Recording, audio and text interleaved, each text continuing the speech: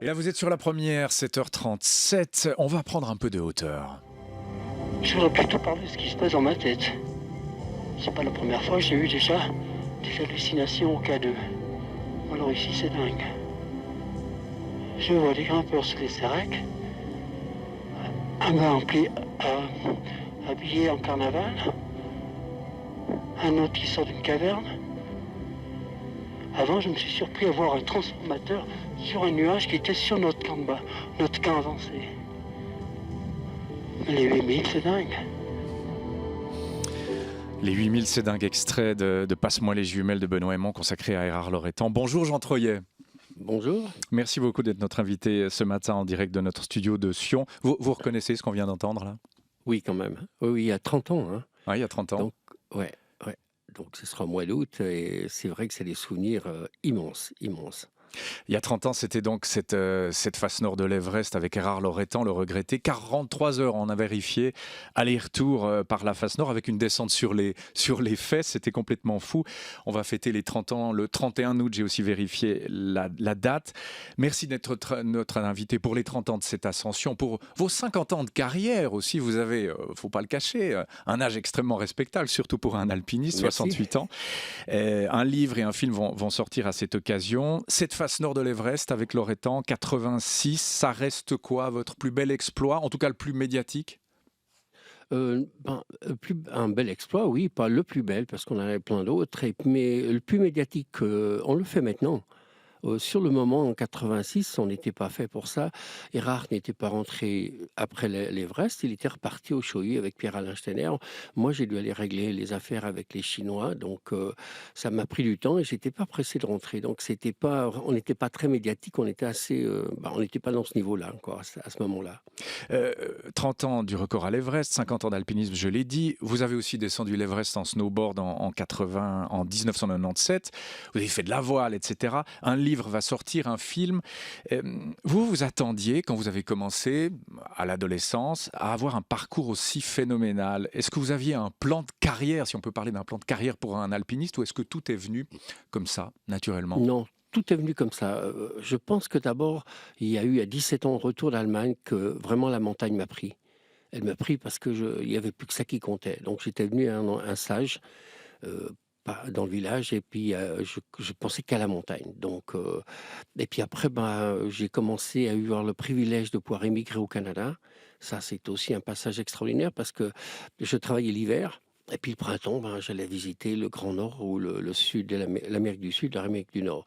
Pour moi, ça, c'était des découvertes exceptionnelles. Et puis après l'Himalaya, j'ai commencé seulement en 82, mais ça, j'avais peur de l'Himalaya. Je savais les histoires des Himalayistes. Et puis surtout, il fallait savoir d'abord si j'ai les gènes de la haute altitude, j'ai découvert en 82. Et puis surtout, une acceptation de la souffrance, l'éloignement, et puis pas de secours de montagne. Il fallait vraiment être une équipe à s'aider. L'acceptation de la souffrance. Vous en parlez. Tiens, on va réécouter un autre extrait. Ça reste une souffrance que tu as choisie, d'accord? Et ça, c'est primordial. C'est une souffrance que tu as choisie. Donc, quand tu pars dans un projet, et au moment donné où tu en chilles, tu es le seul responsable. Tandis que tu as beaucoup de gens sur cette planète qui souffrent, ils n'ont rien demandé. Tu vois? Et ça, c'est vachement plus... Nous, on a choisi... Et ça, c'est beaucoup plus facile. Bien sûr que c'est dur, mais on est les seuls responsables. Donc, c'est facile. Là aussi, vous reconnaissez celui qui parle, Jean Troyet? Oui. Super d'entendre. Le son de sa voix reste toujours le même. Hein. Erard Loretan, bien sûr. Ouais. Autre extrait de Passe-moi les jumelles. D'accord avec ce qu'il dit, c'est une souffrance choisie? Oui, tout à fait. Et puis, moi, je la voulais aussi parce que j'aime pas la voie facile. S'il n'y avait pas cette souffrance pour arriver au but qu'on s'était fixé, et puis on redescend en camp de base, mais on sait, moi le sommet n'était pas important, mais si j'avais bien souffert, c'était dur, j'ai dû me combattre dans la tempête pour redescendre au camp de base sans le sommet. Pour moi, j'étais un homme heureux, ça me suffisait ça. Vous aviez besoin d'aller rechercher cette souffrance-là, pourquoi? Pour au retour être un homme plus libre, plus heureux? Comment vous expliquez ce mécanisme? Non, je pense pas que je voulais être plus heureux, mais ça fait partie de ma vie de pas choisir les voies faciles et puis de choisir ce qui est le plus difficile. Et ça, j'apprends maintenant que j'ai souvent voulu chercher la difficulté plus que la simplicité. Y compris, j'allais dire, dans la vie de tous les jours, c'est aussi comme ça pour vous, Jean Troyer? Oh, pas toujours, non, non, non, non, actuellement pas, non. Avant, oui, ben, chaque fois que, quand je m'entraînais toujours très, très dur et j'étais content qu'à la fin, je sentais les muscles qui me faisaient mal et puis que je me disais: «Voilà, là, j'ai fait un bon entraînement». Qu'est-ce qu'on va rechercher là-haut à 8000 mètres? Vous avez dit de la souffrance, ça fait aussi partie du plaisir. Quoi d'autre? Je ne sais pas si je vais chercher quelque chose, mais de se rendre là-haut, on passe, des minutes tellement exceptionnelles qu'on ne les trouve pas en bas. Et ce qu'on remarque quand on redescend d'un 8000, c'est, les amis disaient: Pendant une semaine, il y a quelque chose dans tes yeux dans vos yeux qui sont très différents». Et je me rappelle qu'avec Erhard, en descendant d'une Lhotse, on avait des yeux illuminés, assez forts et assez impressionnants pendant une semaine. Et puis après, bon, on revient normal, quoi. Mais je ne sais pas si on va chercher quelque chose. Je trouve qu'il y a un on est un peu près de l'au-delà là-haut, quoi. Et il faut pas faire le pas de l'autre côté. Près de Et ça, l'au-delà, ouais, ça veut dire que c'est une expérience quasiment mystique pour vous? presque mystique, oui, oui, parce que je pense qu'au sommet de l'Everest avec Erhard, on ressentait une présence, mais on ne pouvait pas l'expliquer. Et puis surtout, quand on est resté 1 heure et demie couché au sommet à un moment là, ça c'est exceptionnel. C'est une fois dans la vie. Et puis, j'ai pas envie d'y retourner à l'Everest seulement pour remettre le pied là-haut. La fois là était la plus belle et puis la plus élégante qu'on a pu faire. Il parlait du risque, il disait c'est un risque que nous avons choisi, c'est une souffrance que nous avons choisie, en comparaison avec d'autres gens qui n'ont pas choisi cette souffrance-là. D'où la question que je vous pose, pardonnez-moi de vous la poser comme ça. Est-ce que c'est pas un risque un peu artificiel, entre guillemets? Lionel Terray, magnifique pionnier qui a écrit des bouquins superbes, qui parlait des conquérants de l'inutile. Bon, qu'est-ce que vous répondez à ça? Est-ce que c'est un risque artificiel? Est-ce que c'est une conquête de l'inutile que l'alpinisme de très haut niveau? Que répondez-vous à ça, Jean Troyer? Alors tout à fait, pour ceux qui nous regardent, je pense que c'est inutile.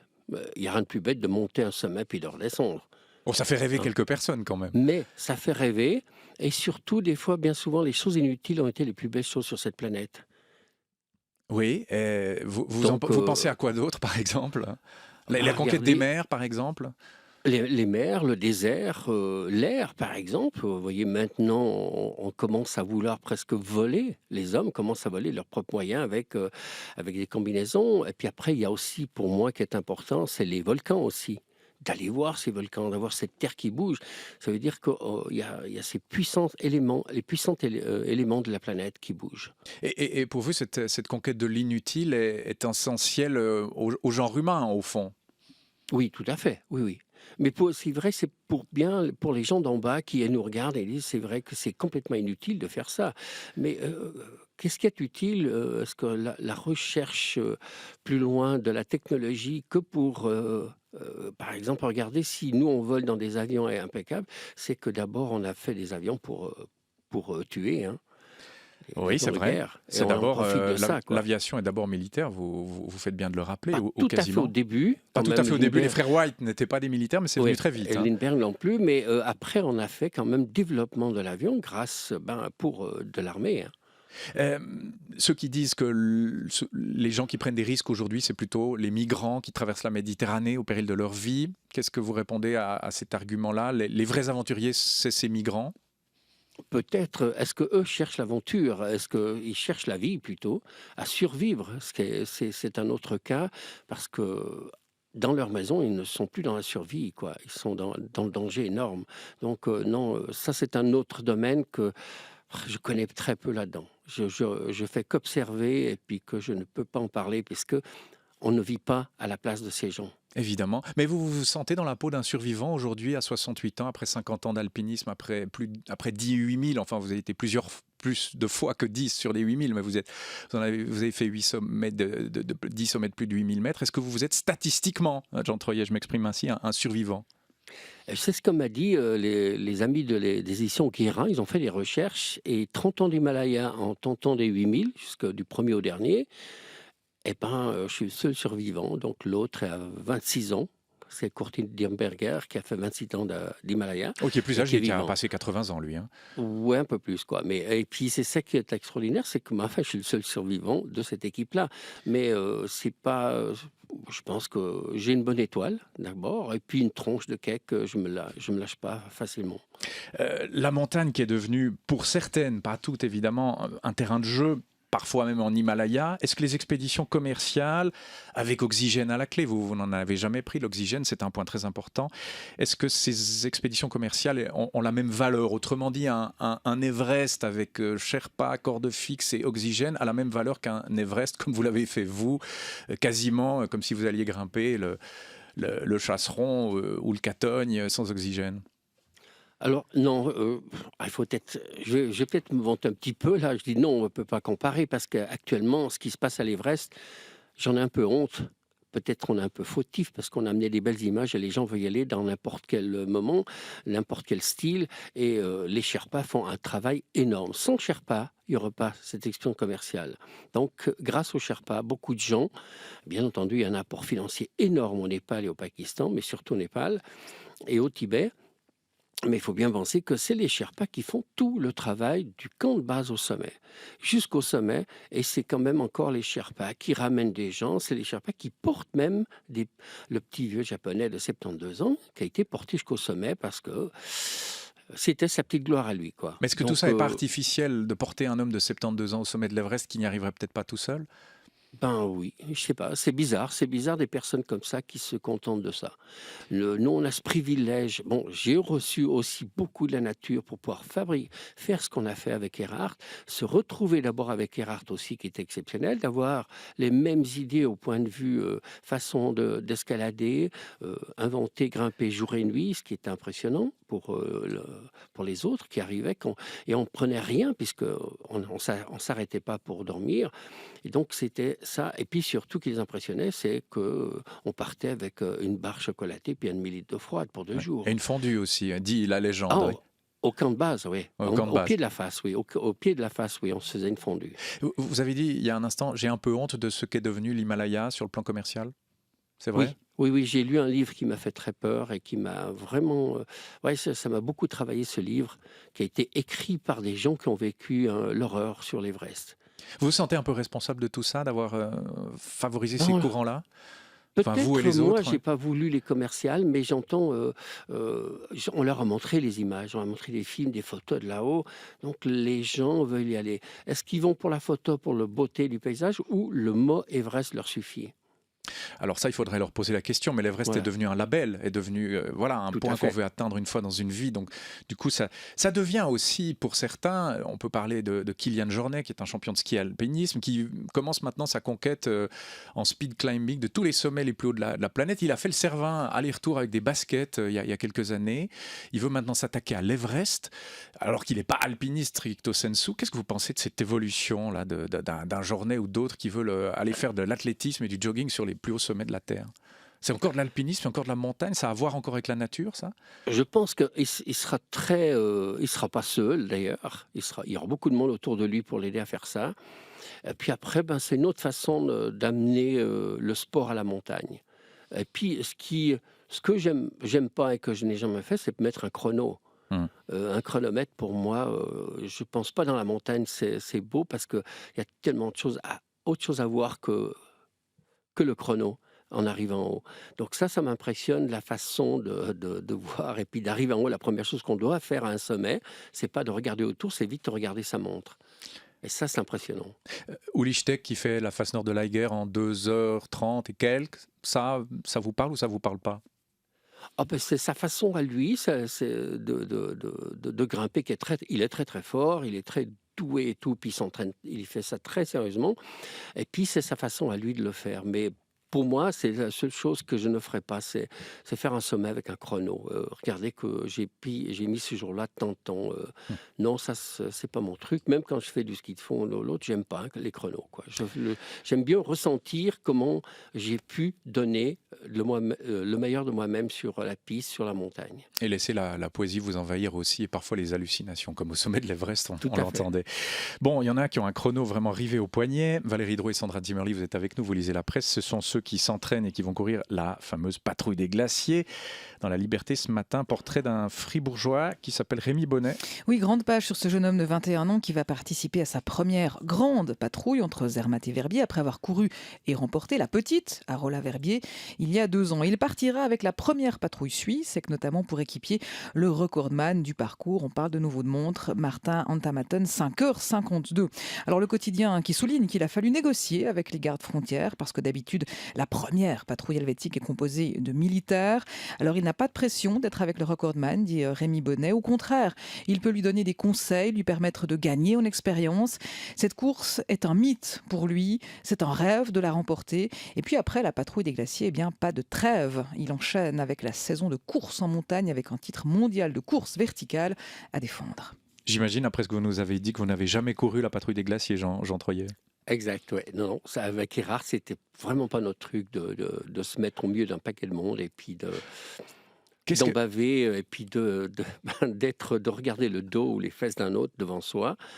Parce que c'est comme ça au début, et puis après, pas le temps de regarder, puisqu'il faut y aller tout le temps. Qu'est-ce que vous Alors, pensez de cette chose... Allez-y, oui, allez-y. J'ai une chose que j'ai remarquée, par exemple, le dernier dimanche au Trophée du Muvran.